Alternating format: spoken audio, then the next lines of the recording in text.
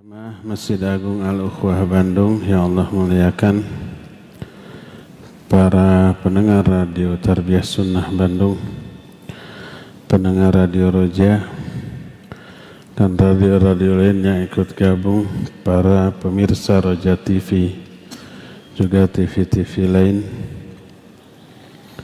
Kita kembali berjumpa melanjutkan kajian khusus muslimah, tapi tidak terlarang bagi para ikhwan. Pada pertemuan terakhir sekitar beberapa 1 bulan yang lalu, kita sudah menjelaskan tentang kelemah lembutan di dalam mendidik anak-anak. Kita lanjut. Wanita muslimah boleh keluar rumah kalau ada kepentingan atau keperluan, dan ini dinas oleh ayat dan didukung oleh hadis Nabi SAW. Sebuah hadis yang diriwayatkan oleh Imam Bukhari dari Aisyah radhiyallahu anha, kharajat Saudah bintu Zam'ah laylan fara'aha Umar fa'arafaha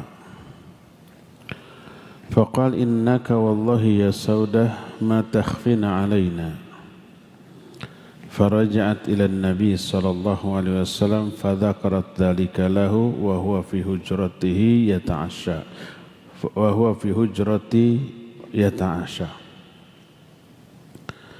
فأنزل الله عليه فرفع عنه وهو يقول قد أذن الله لكنا أن تخرجن لهوائجكن. Kata Aisyah, suatu saat Saudah binti Zam'ah keluar dari rumahnya pada malam hari. Saudah ini salah satu di antara istri Nabi SAW. Dilihatlah oleh Umar, walaupun Saudah memakai pakaian jilbab yang menutupi seluruh wajahnya, seluruh tubuhnya, Umar mengenali dari postur tubuhnya. Kata Umar, demi Allah, engkau adalah Saudah, tidak samar lagi bagi kami. Teguran Umar ini mencerminkan seolah-olah mempertanyakan kenapa seorang istri Nabi keluar rumah. Pulanglah Saudah itu kepada Nabi SAW lalu menceritakan peristiwa ini. Saat itu Nabi berada di rumahku, di kamarku, sedang makan malam. Turunlah ayat yang menjelaskan hal itu. Kata Nabi SAW, Allah telah mengizinkan kalian untuk keluar rumah dalam rangka menunaikan keperluan-keperluan kalian. Hadis ini menjelaskan dibolehkannya wanita keluar kalau ada keperluan. Adapun ayat yang turun adalah surah Al-Ahzab ayat 33, wa qarna fi buyutikunna, dan tetaplah kalian tinggal di rumah-rumah kalian. Maknanya, kata para ulama ahli tafsir seperti Imam Ibnu Katsir rahimahullahu ta'ala, alzimna fi buyutikunna wala takhrujna illa lihajah.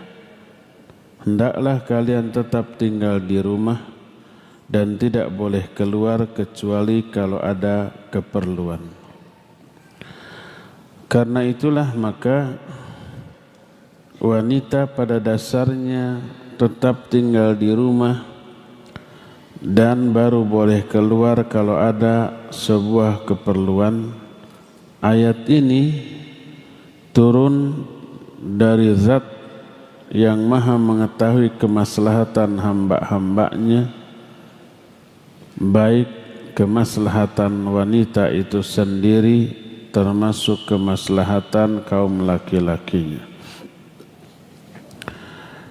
Ada banyak orang yang pikirannya terbalik, memandang tinggalnya wanita di rumah dan boleh keluar dengan syarat yang ketat, mereka anggap sebagai bentuk kezaliman kepada para wanita, penjara, membelenggu kebebasan kaum wanita.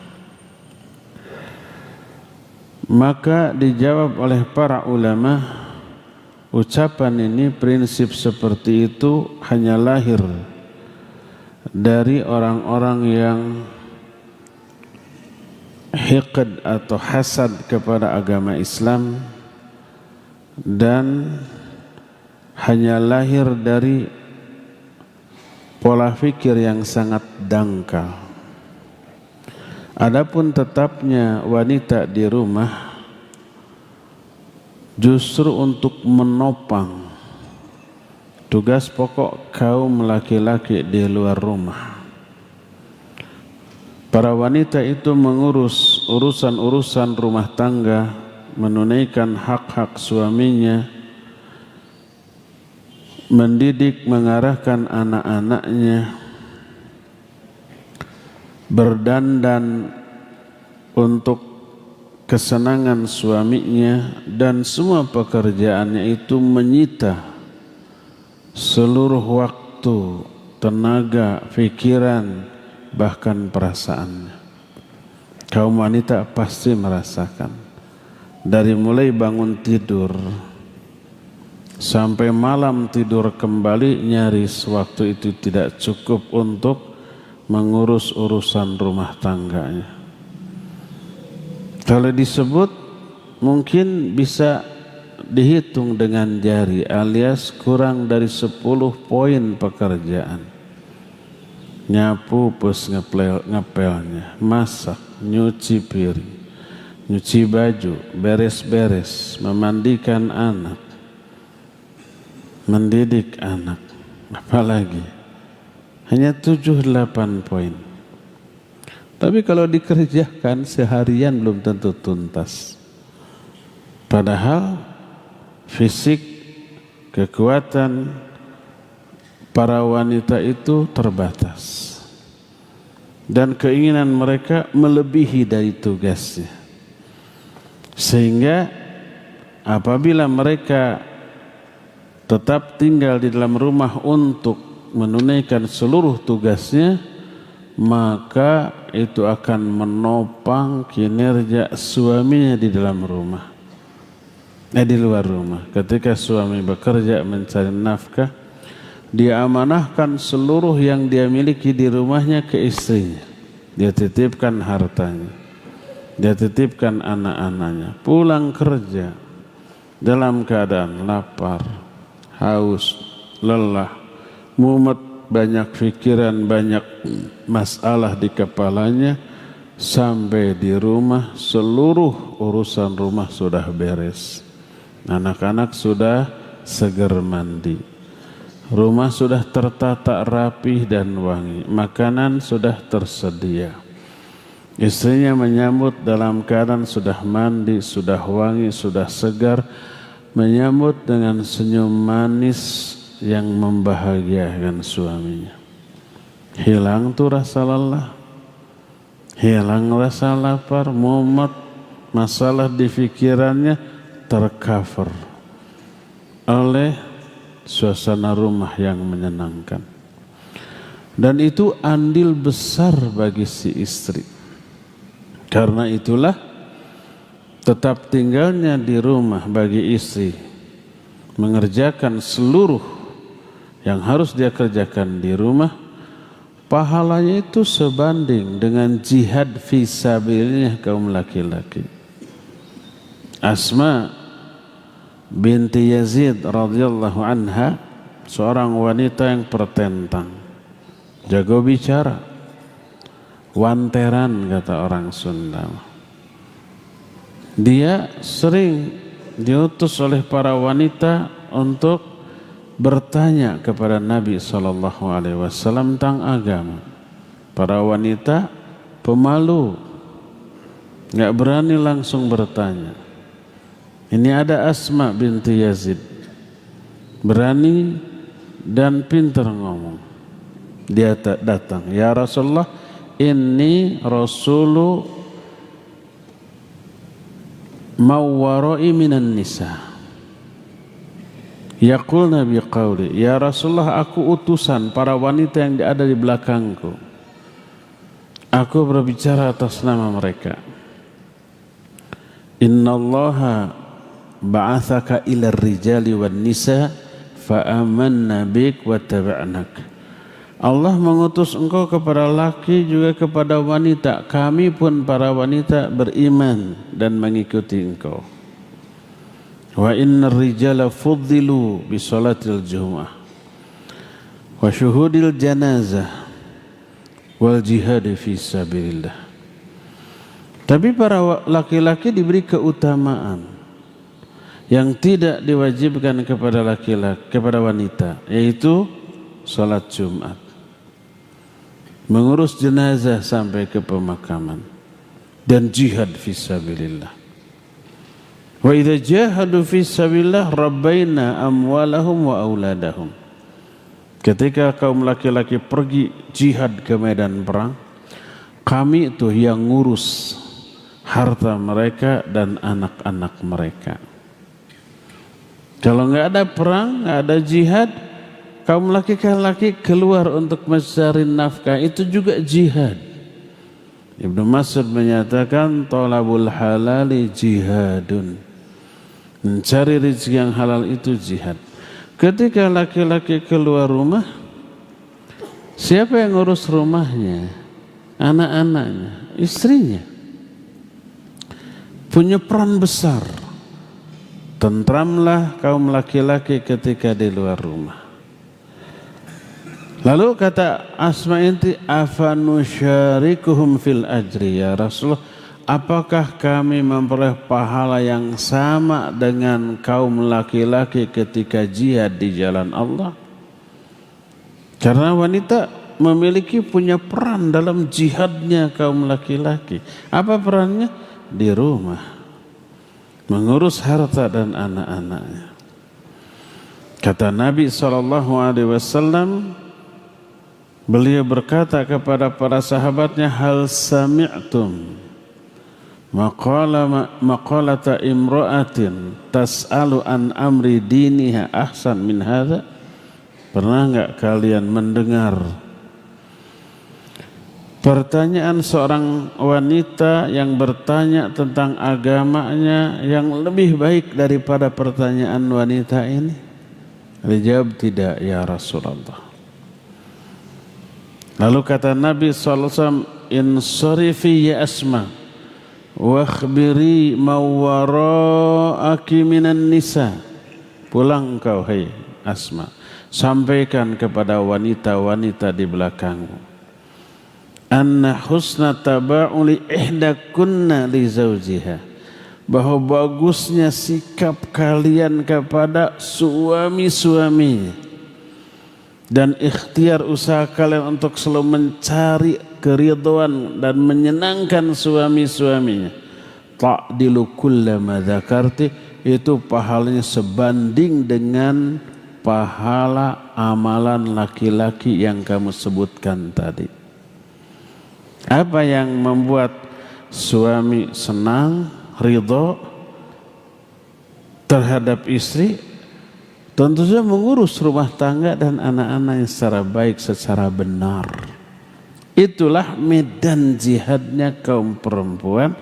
Dan untuk itu diperintahkan kaum wanita itu untuk tinggal di rumah, karena itu menyita seluruh waktu dalam kesehariannya. Untuk itu tugas pokoknya, lapangan jihadnya itu.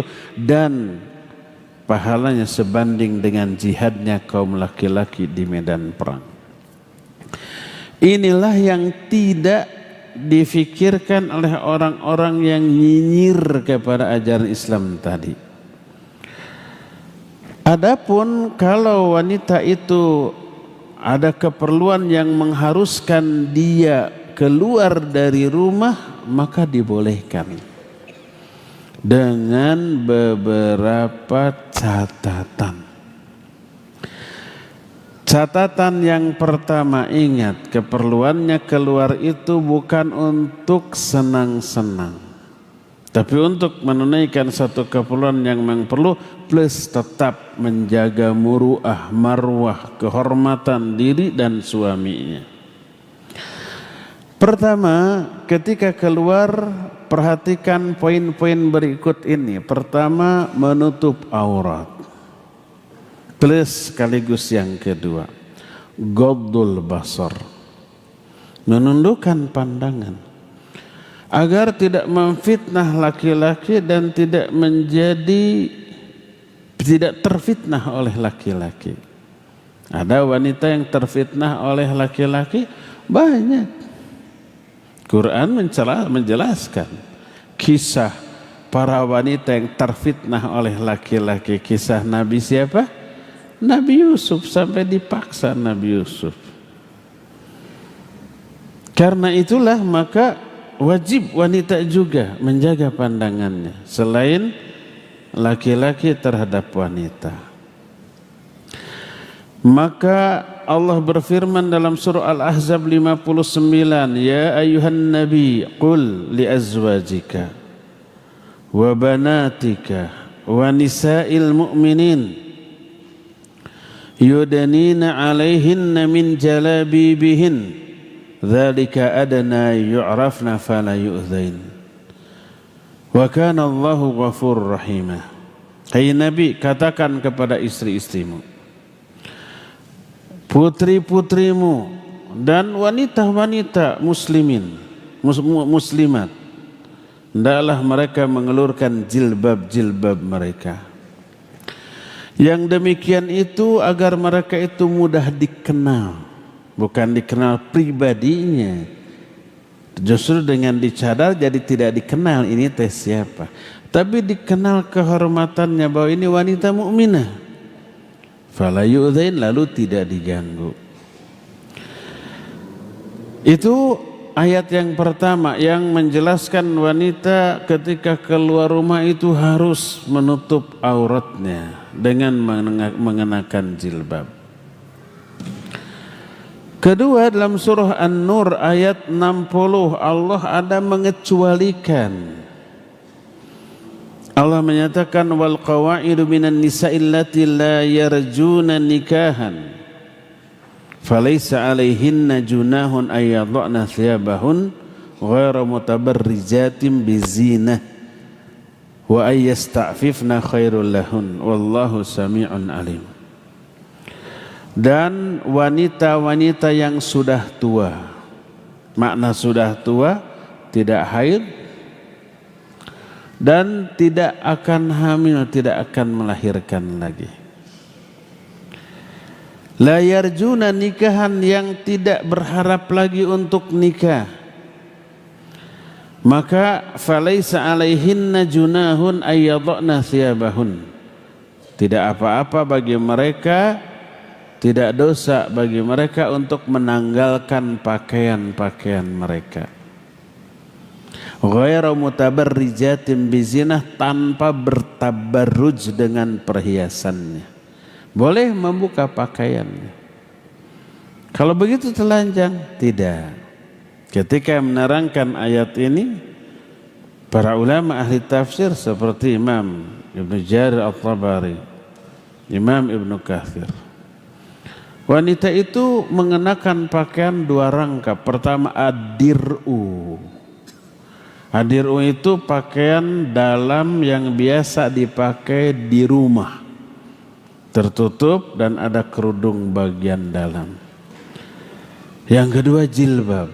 Jilbab itu kadang-kadang berupa pakaian yang longgar, begitu ada kondisi darurat, ada laki-laki dadakan, langsung diambil, langsung ditutupkan ke seluruh tubuhnya yang tadinya sudah memakai pakaian dalam. Itu ad-dir'u namanya. Ad-dir'u mungkin model daster kita yang biasa dipakai di rumah, dan ada kerudung di bagian dalam. Pas keluar pakai jilbab, 2 rangkap. Sehingga untuk wanita tua boleh ketika keluar membuka jilbab luar, masih ada pakaian dalam. Dan tidak bertabarruj dengan perhiasannya. Tapi apabila mereka memelihara diri dengan tetap keluar mengenakan jilbab, itu lebih baik bagi mereka. Dan sesungguhnya Allah Maha mendengar dan Maha mengetahui. Yang dimaksud dengan falaisa alaihinna junahun ayyadna thiyabahunna, diterangkan oleh para ulama, ay athiyabul lati takunu ala zahiril badan kal jilbab wa nahwihi, la thiyab allati ala al-aurah al-khassah, wa innama jaza lahunna dhalik linsirafil anfus anhunna idh la rugbata lirajul fihinna fa ahbaha Allah subhanahu lahun ma lam yubihhu li ghairihinna. Yang dimaksud mereka tidak berdosa menanggalkan pakaian-pakaian mereka, maksudnya pakaian yang menutupi seluruh badan seperti hijab, jilbab, bukan pakaian dalam yang menutupi aurat. Auratnya tetap tertutup. Dan ini dibolehkan karena tidak adanya minat laki-laki kepada dia karena kondisi fisiknya, sudah tua, sudah keriput, dan tidak ada minat dari wanita itu kepada kaum laki-laki karena ketuaannya. Syahwatnya sudah hilang atau mengecil. Boleh, Allah membolehkan bagi wanita yang seperti ini keluar tanpa jilbab dengan tetap memakai kerudung bagian dalam dan pakaian di dalam, dan tidak dibolehkan bagi wanita-wanita yang masih muda.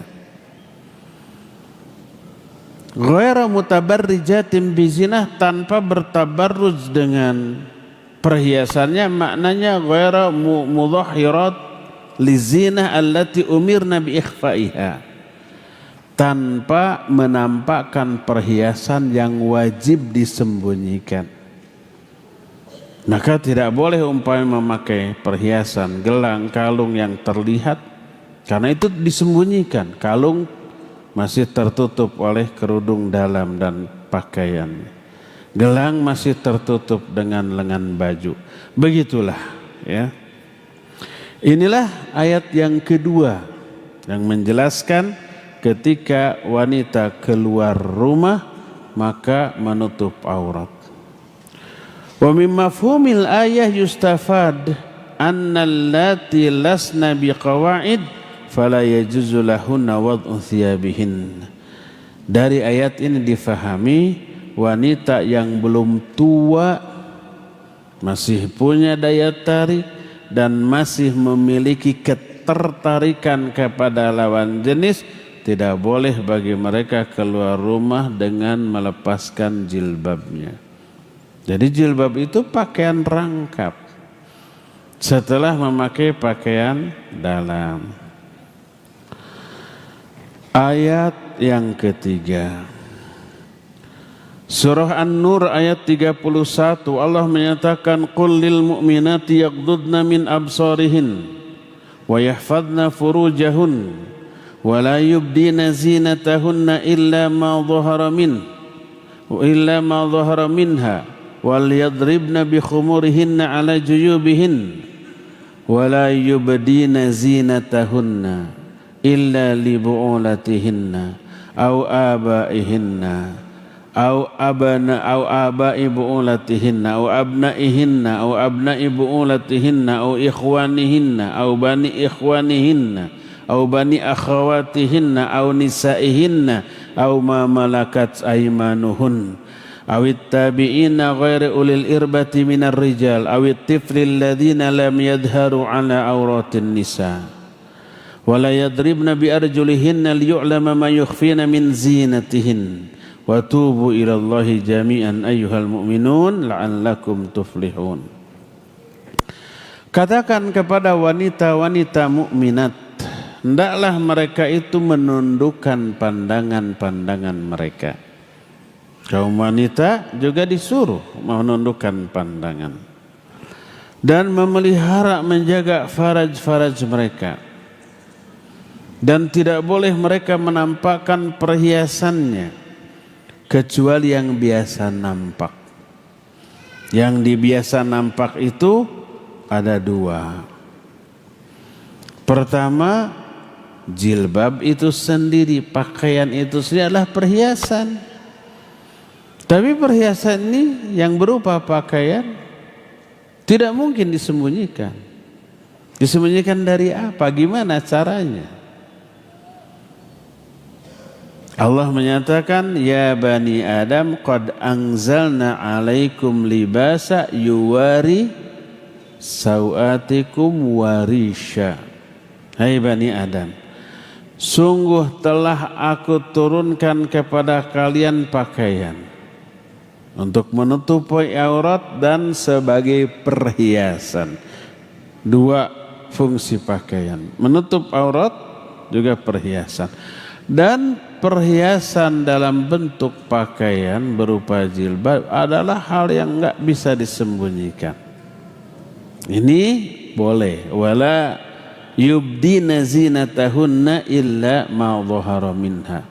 Ya, boleh wanita menampakkan perhiasan kecuali yang memang biasa nampak, yang tidak mungkin bisa disembunyikan. Contohnya adalah pakaian. Ini makna yang pertama dari illa ma dhahara minha. Kedua, aurat yang nampak secara tidak disengaja. Mungkin ada angin bertiup, lalu pakaiannya tersingkap, terlihat auratnya, mungkin betisnya, atau kadang-kadang wajahnya. Kalau di Saudi, di negara-negara Arab yang memakai cadar, kadang-kadang angin bertiup kencang, cadarnya kadang-kadang ada yang lepas. Minimal tersingkap, kelihatan, itu tidak sengaja. Itu yang dimaksud illa ma dhahara minha. Atau ketika naik kendaraan, naik ke mobil, mengangkat kakinya, tersingkap betisnya. Kalau zaman bahula naik ke kuda, ke unta, ke keledai, tersingkap secara tidak sengaja, itu tidak dosa. Itu yang dimaksud dengan illa ma dhahara minha. Wal yadribna bi khumurihinna ala juyubihinna, dan hendaklah mereka para wanita itu mengelurkan kerudung ala juyubihinna sampai menutup dadanya. Mengenakan kerudungnya dari atas kepala sampai menutupi dadanya. Otomatis yang terlewati oleh dada, leher, wajah ikut tertutup. Makanya Sa'ad bin Ubaidah ketika ditanya bagaimana mengamalkan ayat ini, beliau melepaskan imamah teh sorbannya, lalu menutupkan sorbannya itu ke atas kepalanya dan menutupi wajahnya dan juga leher dan sampai dadanya, dan menampakkan dua mata untuk melihat. Beginilah tatbik atau aplikasi dari ayat ini. Ayat ini dijadikan dalil oleh para ulama yang mewajibkan cadar sebagai dalil tentang wajibnya cadar. An-Nur ayat 31. Waliyadribna bi khumurihinna ala juyubihinna, itu mengulurkan kain kerudung dari kepala sampai ke dada, sampai menutupi dada. Otomatis lehernya tertutup, bahkan wajahnya juga tertutup. Dan janganlah wanita itu menampakkan perhiasan-perhiasan mereka kecuali kepada beberapa orang. Pertama kepada suaminya, kedua ke bapaknya, ketiga ke mertuanya yang laki-laki, keempat ke anak-anak kandungnya, kelima ke anak-anak dari suaminya alias anak tiri. Anak tiri nggak apa-apa melihat wajah dari ibu tirinya. Kemudian yang keenamnya kepada saudara-saudara laki-laki, kakak laki-laki, adik laki-laki. Ketujuhnya atau kepada anak dari saudara laki-laki, keponakan. Dan anak dari saudara perempuan juga keponakan. Dan yang kesembilannya kepada sesama wanita. Boleh kepada sama wanita membuka kerudung. Atau kepada hamba-hamba sahaya yang mereka miliki. Sekarang nggak ada hamba sahaya. Pembantu bukan hamba sahaya. Beda jauh. Kenapa? Kalau hamba sahaya mah milik tuannya, sama seperti barang, boleh dijual, boleh tidak, boleh disuruh apapun gitu. Tapi kalau pembantu kan nggak bisa dijual dan dibayar, digaji. Kalau dia mau berhenti ya boleh berhenti keluar. Itu bedanya pembantu dengan hamba sahaya. Hamba sahaya boleh melihat aurat tuannya, atau kepada laki-laki yang sudah dikebiri, nggak punya syahwat lagi boleh. Atau kepada anak-anak kecil yang belum mengerti soal aurat wanita. Ini 11 pihak yang boleh melihat aurat wanita. Lalu kata Allah setelah itu, wala yadribna bi arjulihinna liyu'lama ma yukhfina min zinatihinna. Janganlah wanita-wanita itu menghentak-hentakan kakinya ketika berjalan agar terketahui perhiasan yang tersembunyi di kaki itu. Kadang ada wanita yang memakai perhiasan di kaki, gelang kaki. Bahasa kitanya disebut gengge, bahasa Arabnya disebut khal-khal. Tertutup oleh pakaian. Tidak tahu orang bahwa di sana ada perhiasan. Dia wanita ini ingin orang-orang tahu bahwa ada perhiasan di kakinya, lalu ketika berjalan kakinya dihentak-hentakan, berbunyi cering-cering, itu haram, tidak boleh.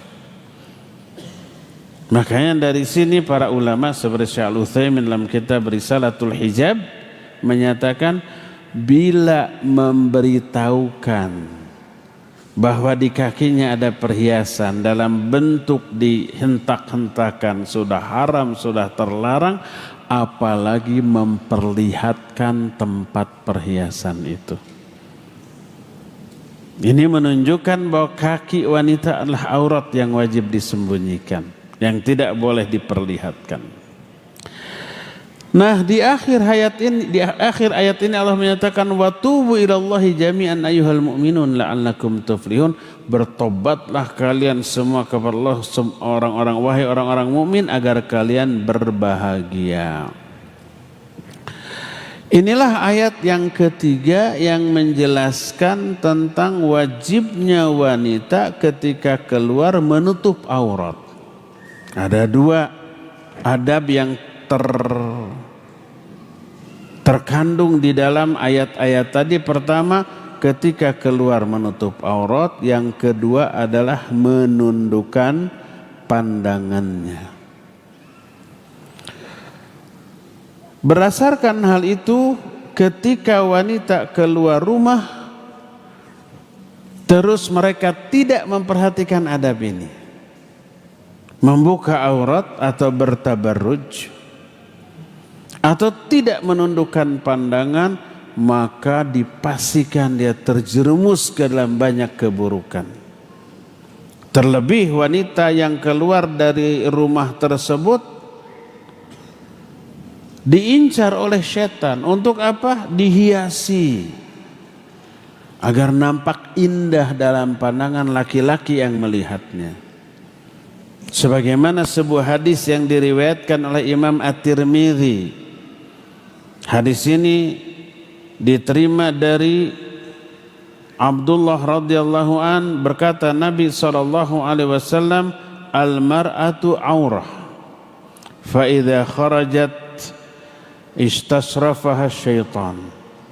Wanita itu aurat, maka ketika dia keluar setan menghiasinya.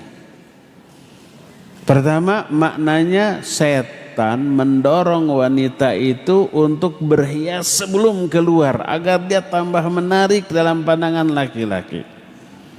Dan ini naluri setiap wanita ketika keluar rumah ingin tampak menarik, menjadi pusat perhatian kaum laki-laki. Ini yang disebut dengan tabarruj. Sehingga Imam Ibnu Katsir ketika menjelaskan ayat wala tabarrujna tabarrujal jahiliyatil ula, janganlah kalian hai para wanita bertabarruj seperti tabarrujnya orang-orang jahiliyah zaman dulu. Lalu beliau menyatakan idza kanatil mar'atu tamshi baina yaday rijal fadzalika tabarrujul jahiliyah fanahallahu an dzalik. Kalau wanita berjalan idza kharajatil mar'ah wa tamshi baina yaday rijal, keluar rumah sengaja tampil berjalan di hadapan laki-laki, itulah tabarruj jahiliyah yang terlarang. Rata-rata wanita yang ingin keluar tampil menarik di hadapan laki-laki pasti dandan dulu, pasti pakai skincare dulu, pasti ngaca dulu. Kadang-kadang, bukan kadang-kadang lagi, sering wanita ambil dulu parfum, semprotkan dulu ke badannya, kan gitu. Itu dihiasi oleh setan laknatullah alaih. Supaya begitu keluar jadi sumber masalah, jadi sumber dosa bagi laki-laki yang memandangnya. Sehingga apa yang dilakukan oleh para wanita sebelum keluar rumah, maka digunakan oleh setan sebagai media untuk menjadi godaan dan gangguan bagi kedua belah pihak, bagi wanitanya itu sendiri dan bagi kaum laki-laki yang akan melihat setelah dia keluar rumah. Maka lahirlah keburukan dalam masalah ini. Diakibatkan karena ketika keluar rumah tidak menjaga adab dalam bentuk apa? Menjaga aurat, menutup aurat, juga tidak menundukkan pandangan, liar pandangannya. Inilah dua di antara sekian banyak adab yang harus diperhatikan oleh kaum wanita ketika keluar rumah. Yang pertama adalah menutup aurat, dan yang keduanya adalah menundukkan pandangan. Yang ketiganya, adab yang ketiga yang harus diperhatikan oleh kaum wanita ketika keluar adalah, kita akan jelaskan bulan depan karena sekarang sudah habis waktunya untuk menerangkan. Kita tinggal tersisa waktu untuk bertanya jawab. Semoga Allah Azza wa Jalla masih memberi umur dan kesempatan serta hidayah kepada kita untuk melanjutkan pembahasan ini di bulan yang akan datang. Kita masuki sekarang sesi tanya jawab. Wassallallahu ala nabiyina Muhammadin wa ala alihi wa ashabihi wasallam.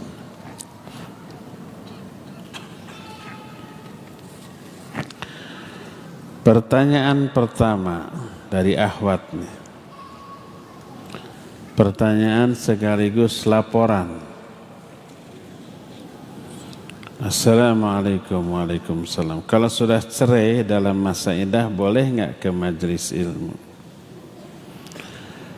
Bukan ke majelis ilmu atau tidaknya, keluar rumah atau tidaknya ya. Kalau majelis ilmunya dalam rumah boleh, keluar rumah tidak boleh. Allah Azza wa Jalla menyatakan dalam surah At-Talaq, wala la tukhrijuhunna min buyutihinna wala yakhrujna illa ayyatina bifahishatin mubayyinah wa tilka hududullah. Jangan kalian suruh keluar istri-istri yang sudah kalian talak. Dan janganlah mereka itu dibiarkan keluar rumah. Disebut wala yakhrujna min buyutihinna. Jangan sampai wanita itu keluar dari rumah-rumahnya.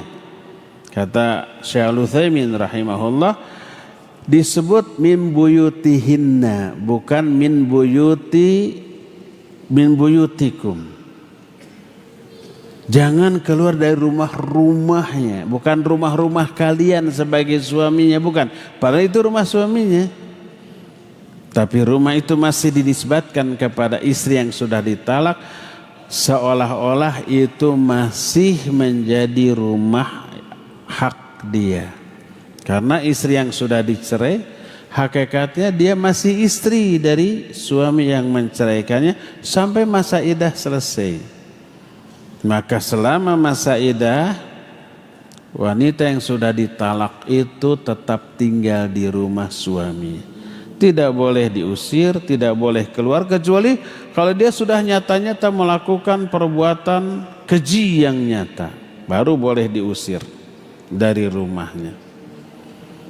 Kalau tidak, tetap berada di dalam rumah dari suaminya sampai masa iddah selesai. Kalau masa iddah selesai tidak rujuk, keluar dari rumah suaminya. Kalau mau kembali, kalau talaknya baru satu, boleh kembali, tapi dengan akad nikah yang baru. Tapi kalau selama masa iddah ternyata rujuk kembali, sudah nggak perlu akad. Kembali saja sebagai suami istri, berarti sudah satu talak, satu rujuk. Dihitung tuh, ya. Karena itu selama masa iddah tetaplah wanita di dalam rumahnya. Wallahu a'lam. Bagaimana medan jihad bagi seorang istri yang belum memiliki anak? Sama, selain mengurus anak aja, ngepel, nyuci baju, nyupir, nyuci piring maksudnya, beres-beres gitu saja. Kalau sudah beres semua, nggak ada anak, suami kerja, bisa murojaah, mau nambah hafalan, baca Quran, baca buku, dengar kajian. Boleh keluar, boleh dengan izin suami tadi, ya. Apalagi sekarang mudah, bisa telepon, bisa WA, bisa SMS, bisa dengan media sosial.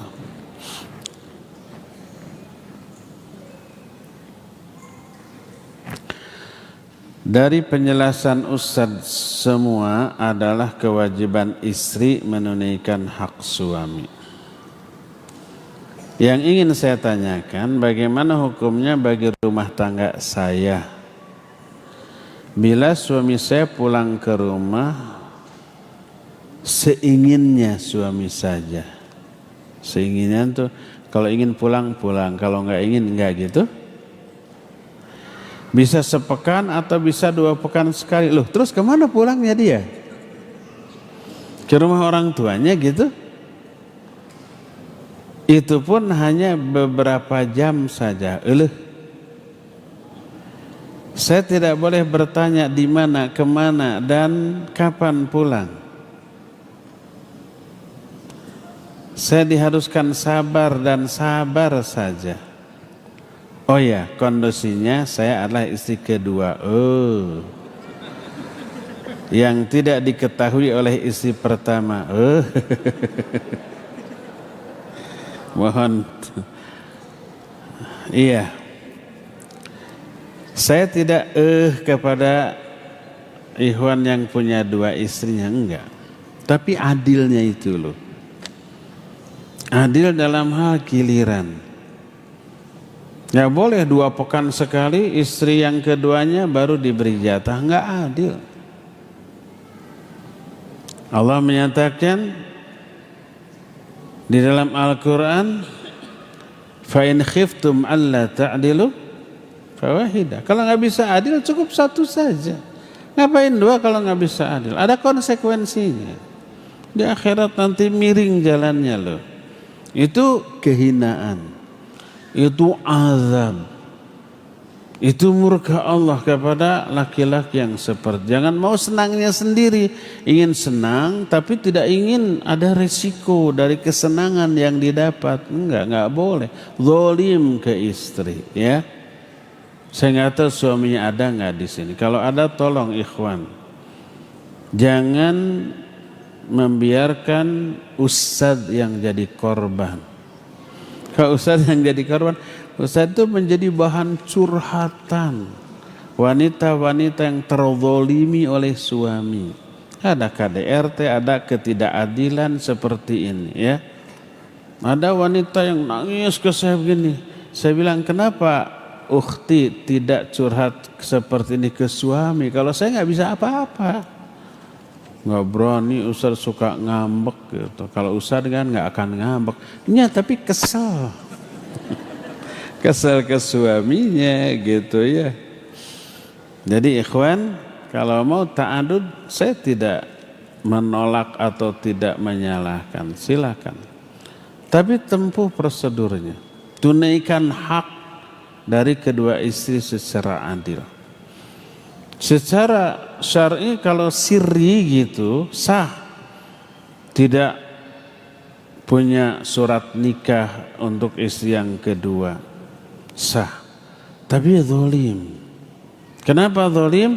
Sebab nanti kalau tidak punya surat nikah, maka istri kedua ini terzalimi hak-haknya kalau ada beberapa kasus. Kalau suaminya mati, dia nggak dapat warisan. Harusnya dapat. Tapi istri pertamanya nggak rela. Mana buktinya kamu istri dari suami saya? Nggak ada bukti, nggak dapat. Belum kalau punya anak. Anak harus punya akte. Akte lahir itu wajib ada apa? Ada surat nikah. Nggak ada surat nikah, nggak dapat akte. Nggak ada akte, gimana dia sekolah? Dan seterusnya ya. Jadi tunaikan hak-hak keduanya. Tapi kan harus sidang, ya tempuh. Sidang dulu ke pengadilan ya. Jadi kalau hak salah satu istri tidak tertunaikan itu zalim dan itu dosa, nanti di akhiratnya berjalan secara miring ya. Awatnya aja kok mau digini-giniin. Pastikan dulu saya siap dari istri kedua, ketiga, keempat juga. Tapi jelaskan dulu hak saya apa. Mampu enggak antum ini menunaikan hak saya sebagai istri? Kalau istri suaminya bilang, ya saya kasih giliran sebulan 2 hari. Oh nggak bisa gitu ya. Harus tegas seperti itu.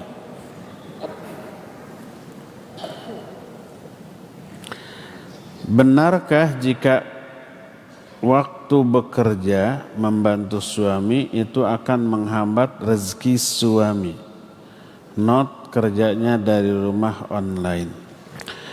Wanita boleh bekerja keluar rumah dengan beberapa syarat. Syarat pertama seizin walinya. Kalau dia masih gadis, seizin ayahnya. Kalau dia sudah nikah, seizin suaminya. Kedua, aman dari fitnah, baik di jalannya ataupun di tempat kerjanya. Di jalannya aman, dia menutup aurat, dia menjaga kehormatan dia dan kehormatan suaminya seperti tadi. Di tempat kerjanya tidak ada ikhtilat, tidak ada khalwat. Terus keempatnya, pekerjaannya adalah pekerjaan yang layak bagi seorang perempuan. Mungkin menjahit, administrasi ringan, atau masak. Jangan sampai jadi tukang tembok, jadi tukang pasang kabel listrik naik ke atas. Jadi yang layak. Selama syarat-syarat itu terpenuhi, boleh. Dan yang terakhir, tidak mengabaikan hak suami dan anaknya. Hak suaminya tetap terpenuhi, hak anak-anaknya juga tidak terabaikan, maka dibolehkan, ya. Apalagi kalau kerjanya di dalam rumah, umpama bikin makanan terus dikirim ke warung-warung, tidak mengabaikan tugas pokok dia sebagai istri ke suami, sebagai ibu bagi anak-anaknya, maka ya dibolehkan.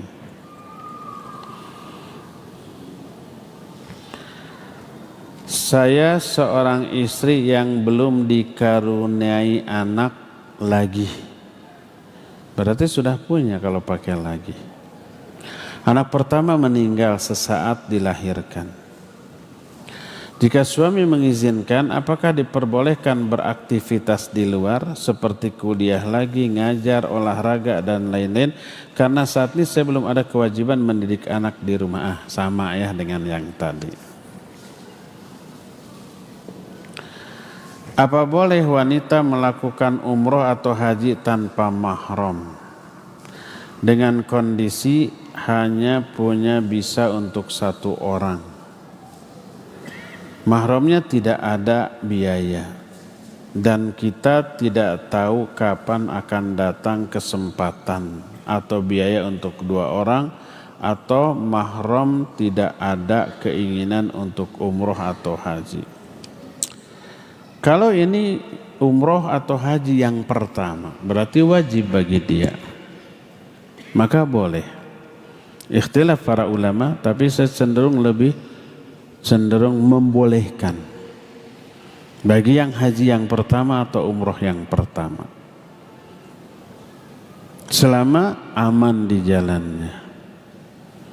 Adapun yang sunnah kedua, ketiga, maka tidak boleh.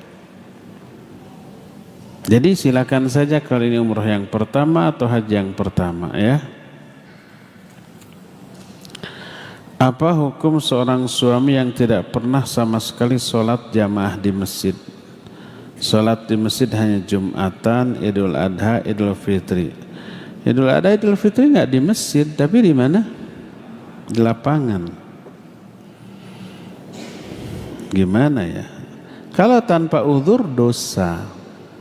Sholat di masjid bagi laki-laki hukumnya wajib.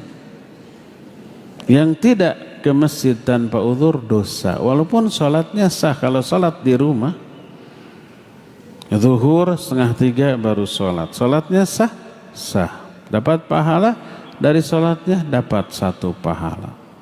Kalau sah dan dapat pahala, kenapa dosa? Sebab ada kewajiban sholat yang terabaikan. Sah itu tidak identik dengan tidak dosa. Contoh, orang sholat, dalam sholatnya dia ria, dia berdosa karena rianya. Sholatnya batal? Tidak batal. Orang ketika sholat tidak khusyuk, dosa dia. Apa sholatnya batal karena tidak khusyuk? Tidak batal. Orang ketika sholat berbuat dosa, apa dosanya?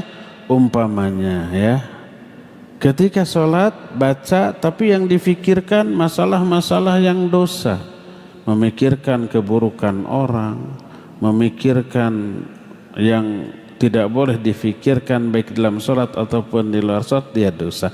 Apakah dosanya itu membatalkan sholatnya? Tidak. Nah, ada berapa kewajiban sholat yang wajib ditunaikan, bila tidak dia dosa tanpa membatalkan sholatnya. Contohnya tidak khusyuk. Contohnya wajib di awal waktu. Kalau dia tidak ada uzur melalaikan dari waktunya, sholat zuhur umpama jam 2:30. Sholatnya sah tapi dia berdosa karena melalaikan. Termasuk salah satu kewajiban bagi laki-laki berjamaah di masjid bersama imam tanpa uzur, wajib. Kalau tidak dia berdosa. Dan dalil tentang masalah ini banyak. Ada satu kitab, dulu kita pernah bahas kitab ini. Judulnya Ahammiyatus Sholatil Jamaah. Pentingnya sholat berjamaah. Susunan Syekh Fadl Ilahi rahimahullahu ta'ala.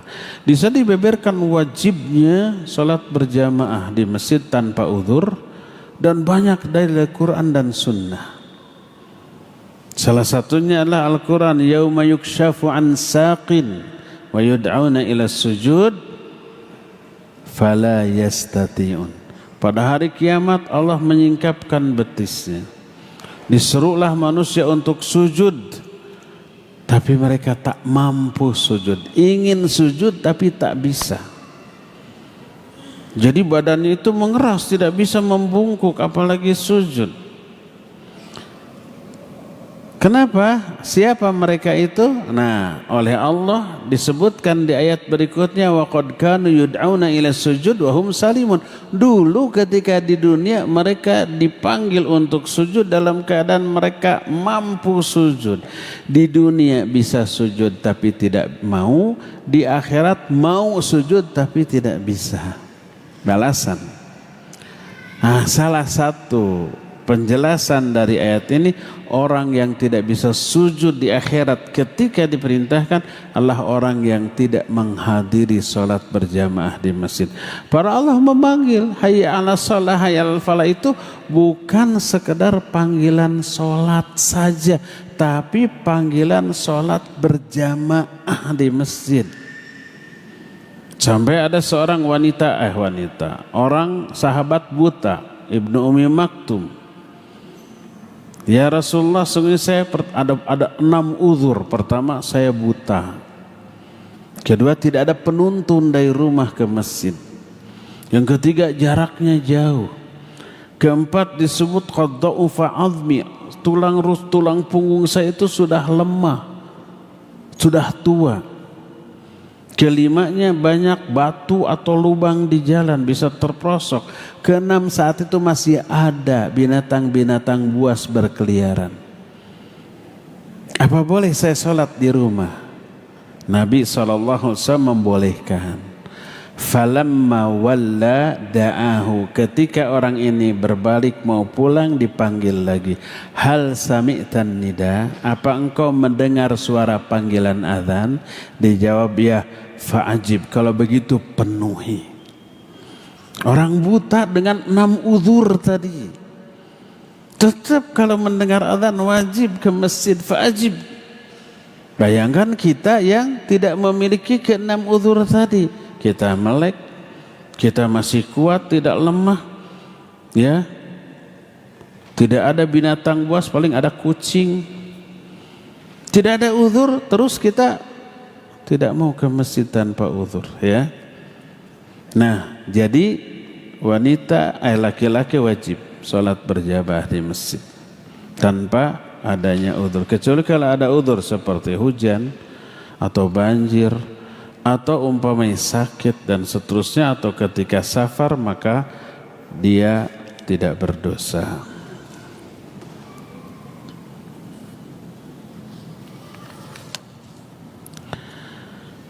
Cara bertobat atas kekeliruan di masa lalu karena kurangnya ilmu dan lingkungan yang mendorong untuk bermajlis khurafat atau kebid'ahan. Cara tobatnya, pertama, berhenti dari kesalahan itu. Kedua, menyesal. Ketiga, bertekad tidak mengulang lagi, tidak akan datang lagi. Keempat, cepat lakukan sebelum nyawa ada di tenggorokan, sebelum sakarat. Kelimanya, cepat lakukan sebelum matahari terbit dari barat. Dan yang terakhir, yang keenamnya, niat ikhlas ketika tobat. Bukan karena kepentingan dunia, bukan karena ingin dipuji, karena apresiasi orang, bukan. Tapi lillahi ta'ala, ya.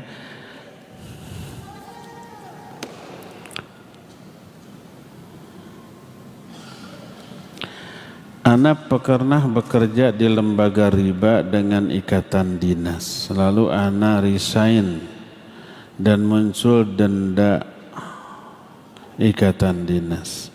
Apakah denda ini harus dibayar? Bayar. Ini kan perjanjian. Al muslimuna ala syurutihim, ya. Kaum muslimin terikat dengan syarat yang mereka bikin, termasuk perjanjian. Bagaimana jika ana tidak ada uang untuk membayarnya? Datang, minta solusi bagaimana, ya. Saya ingin bayar tapi nggak ada uang, gitu saja sudah. Pokoknya bikin kesepakatan baru dengan dinas terkait. Terakhir, Ustadz ingin bertanya, kalau sholat isya dan sholat fajar serta sholat subuh paling lambat jam berapa? Menurut pendapat yang lebih kuat, sholat isya berakhir tengah malam. Gak boleh dijama isya dengan tahajud. Biar bisa tahajud, habis maghrib tidur. Jam 2 bangun, lalu isya dulu, lalu tahajud. Udah lewat waktunya, tengah malam. Kalau sholat fajar atau sholat subuh jam berapa paling lambat? Tergantung, sebab waktu sholat berubah-ubah. Tapi yang jelas sebelum matahari terbit, itulah akhir dari sholat subuh. Tapi jangan diakhirkan, tenang masih 5:30, matahari belum nampak, nanti aja. Nggak boleh, harus dari awal waktu, ya. Begitu azan, sholat sunat qobliyah dulu, baru sholat subuhnya. Kalau laki-laki lakukan berjamaah di masjid, kalau wanita boleh ke masjid tapi lebih utama melakukannya di dalam rumah. Adapun jam berapanya maka berbeda-beda tergantung bulan apa. Antara musim kemarau dan musim hujan beda, antara musim panas dengan musim dingin beda. Kalau di negeri-negeri Timur Tengah, apalagi di Eropa atau di bagian selatan seperti Australia yang mengalami 4 musim. Musim dingin itu malamnya lebih panjang daripada siangnya. Kalau musim panas sebaliknya, malamnya lebih pendek. Sekarang bulan Agustus, di daerah Timur Tengah ataupun Eropa, pokoknya bagian utara dari dunia ini, sekarang musim panas. Di Arab Saudi sholat subuh itu jam 4:30 lah. Tapi sholat maghribnya jam 7. Sholat isyanya 8:30. Jadi beres sholat isya 9:30 itu rasanya pendek malamnya itu. Tapi sebaliknya kalau bulan mulai November, Desember, Januari, itu malamnya lebih panjang daripada siangnya, ya. Jadi jamnya itu berbeda-beda tergantung musim. Termasuk di Indonesia jadwal sholat berubah-ubah, ya. Tapi yang jadi patokan bukan jam berapa, tapi lihat matahari sudah terbit apa belum. Kalau sudah terbit, habis waktu untuk sholat subuh, ya. Cukup ya sampai di sini. Insyaallah besok kita jumpa kembali di waktu dan tempat yang sama membahas masalah tauhid. Subhanakallahum bihamdik asyhadu an la ilaha illa anta astaghfiruka wa atubu ilaik. Walhamdulillahirabbil alamin. Wassalamualaikum warahmatullahi wabarakatuh.